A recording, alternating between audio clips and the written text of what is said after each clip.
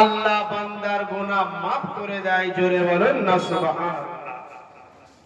কি গো আমাদের গুনাহ আছে না নাই গো? যারা রাস্তাঘাটে ঘোরাফেরা করছেন চলে আসেন, এই জান্নাতের বাগানে চলে আসেন। আজকে রাতের জন্য কিছুক্ষণ বসবেন, 2 ঘন্টা, 2.5 ঘন্টা, 3 ঘন্টা, 5 ঘন্টা, 6 ঘন্টা, যতক্ষণ বসে থাকবেন আল্লাহর রহমত বর্ষিত হতে থাকবে। জোরে বলুন না সুবহানাল্লাহ। আজকে রাত পার হয়ে গেলে কালকেও আসা যাওয়া করবেন, বসবেন, এই ফজিলত এই মাকাম আর পাবেন না।